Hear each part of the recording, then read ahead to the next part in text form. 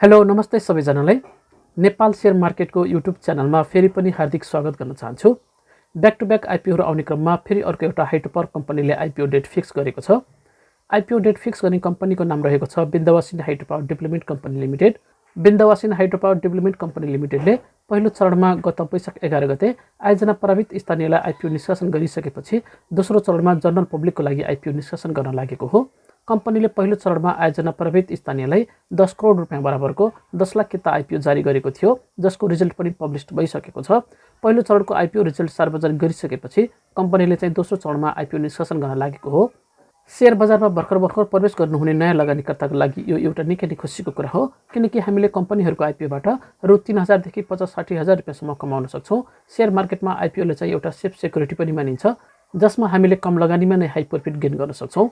So आजको यस भिडियोमा हजुरहरूलाई यस कम्पनीको चाहिँ ब्याकग्राउन्ड मोडल कस्तो रहेको छ, कम्पनीले दोस्रो चरणमा चाहिँ कति रुपियाँ बराबरको कति किता आइपिओ निष्कासन गर्न लागिरहेको छ, हामीले कति किताको लागि आवेदन दिनु उपयुक्त हुन्छ, कम्पनीको आइपिओ डेट कहिलेदेखि कहिलेसम्म छ, यस कम्पनीले आइपिओबाट उठाएको रकम चाहिँ कुन चाहिँ प्रयोजनको लागि खर्च गर्दैछ, कम्पनीले आगामी वर्षहरूमा चाहिँ लाभांश दिन सक्छ कि सक्दैन, र यसका साथै यस कम्पनीमा चाहिँ लङ टर्म इन्भेस्ट गर्दा ठिक होला या सर्ट टर्म इन्भेस्ट गर्दा ठिक होला, त्यसको बारेमा पनि हामी डिटेल्समा चर्चा गर्नेछौँ।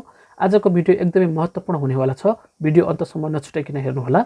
भिडियो सुरु गर्नुभन्दा अगाडि यदि हजुरहरूले अहिलेसम्म हाम्रो च्यानललाई सब्स्क्राइब गर्नुभएको छैन भने सब्स्क्राइब गर्नुहोला, साथै नजिकै रहेको बेल आइकनमा क्लिक गरेर अल नोटिफिकेसन अन गर्नुहोला, जसले गर्दा हजुरहरूले शेयर बजार सम्बन्धी नयाँ भिडियोहरू सबैभन्दा छिटो हेर्न पाउनुहुन्छ।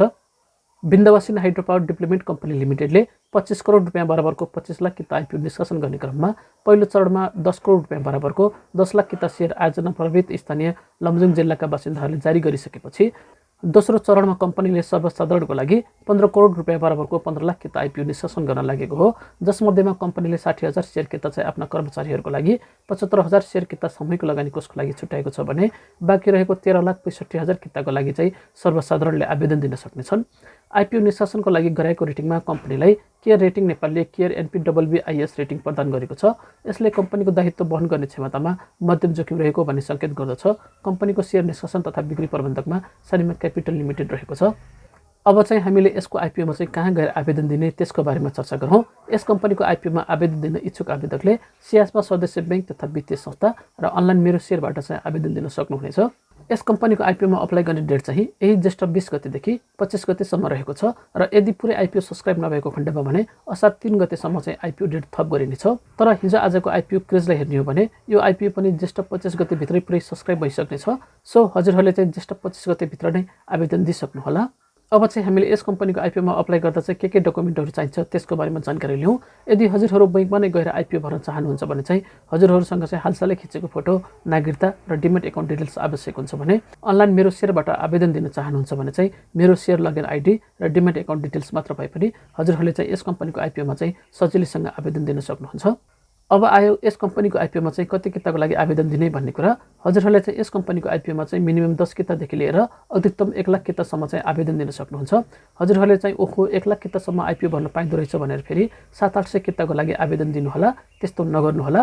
अहिले आइपिओमा आवेदन दिने नै 24 लाख प्लस पुगिसकेका छन् भने बाँकी रहेका 23 लाख भन्दा बढीको चाहिँ हात खाली नै हुने गर्दछ। सो आइपिओ पर्यो भने पनि 10 किता भन्दा बढी नपर्ने हुनाले चाहिँ हजुरहरूले यस कम्पनीको आइपिओमा चाहिँ जम्मा 10 किताको लागि मात्र आवेदन दिनुहोला, र आवेदन दिने बेलामा चाहिँ निकै नै विचार पुर्याएर मात्र आवेदन दिनुहोला। भर्खरै पब्लिस्ड भएको रिभर फल्स पावर लिमिटेडको आइपिओमा चाहिँ लगभग 50,000 जनाको आवेदन चाहिँ रद्द हुन पुगेको थियो। यो पक्कै पनि राम्रो विषय होइन। आइपिओ नै रद्द भएपछि त आइपिओ कहाँबाट पर्नु? आइपिओ सक्सेसफुली अप्लाइड भयो भने मात्र त्यसपछि मात्र हाम्रो चाहिँ भाग्य परीक्षा हुने हो। तर यदि आइपिओ नै सक्सेसफुली अप्लाइड भएको छैन भने त पर्ने त कुर्नै आउँदैन। सो आइपिओ भर्ने बेलामा चाहिँ हजुरहरूले चाहिँ सबैभन्दा सुरुमा चाहिँ आइपिओको लागि चाहिँ इनफ एमाउन्ट बैङ्कमा छ कि छैन त्यो चेक गर्नुपर्छ। र त्यस्तै गरेर अहिलेको समयमा चाहिँ 2वटासम्म डिमेट एकाउन्ट खोल्न पाइने व्यवस्था रहँदै आएको छ। त्यही अनुसार कति साथीहरूले चाहिँ 2वटै एकाउन्टबाट चाहिँ आवेदन दिँदा चाहिँ आवेदन चाहिँ स्वतः रद्द हुन पुगेको छ। सो एउटा एकाउन्टबाट मात्र आवेदन दिनुहोला। त्यस्तै गरेर आवेदन दिने बेलामा चाहिँ सकेसम्म अनलाइनबाट नै आवेदन दिनुहोला। यसबाट हामीले चाहिँ हाम्रो आइपिओ चाहिँ सक्सेसफुली अप्लाइड भएको छ कि छैन त्यसको चाहिँ कन्फर्मेसन मिल्नेछ। र त्यस्तै गरेर आइपिओ भर्ने बेलामा चाहिँ आफूले मात्र आइपिओ नभरेर चाहिँ घरमा रहनुभएका चाहिँ शेयर मार्केटमा इनएक्टिभ मेम्बरको पनि डिमेट एकाउन्ट खोलेर आइपिओ भर्नुभयो भने चाहिँ हजुरहरूलाई चाहिँ आइपिओ पर्ने सम्भावना चाहिँ बढ्ने गर्दछ। सबैलाई गुड लक भन्न चाहन्छु। यस कम्पनीले आइपिओबाट उठाएको रकम कुन चाहिँ प्रयोजनको लागि खर्च गर्दैछ, कम्पनीले आगामी वर्षहरूमा लाभांश दिन सक्छ कि सक्दैन, यसका साथै यस कम्पनीमा चाहिँ लङ टर्म इन्भेस्ट गर्दा ठिक होला या सर्ट टर्म इन्भेस्ट गर्दा ठिक होला, त्यसको बारेमा हामी चाहिँ यस कम्पनीको आइपिओ खोल्ने दिन बिहान अर्को भिडियोमा चर्चा गरिनेछौँ। यदि हजुरहरू पनि यस कम्पनीको IPO को बारेमा चाहिँ अझै डिटेल्समा बुझ्न चाहनुहुन्छ भने चाहिँ हाम्रो च्यानललाई सब्स्क्राइब गरेर अप टु डेट रहन सक्नुहुन्छ। र यसका साथै धितोपत्र बोर्डले चाहिँ अन्य 2वटा कम्पनीले पनि IPO निष्कासनको अनुमति दिइसकेको छ। बोर्डले चाहिँ आदर्श लघु वित्त र श्वेतगङ्गा हाइड्रोपावर कम्पनीले चाहिँ IPO निष्कासनको लागि चाहिँ अनुमति दिएको हो। यी कम्पनीहरूले पनि अब छिटै नै IPO डेट फिक्स गर्नेछन् र यसको जानकारी चाहिँ म हजुरहरूलाई चाहिँ यसै च्यानलमा चाहिँ नेक्स्ट भिडियोहरूमा चाहिँ दिने नै छु।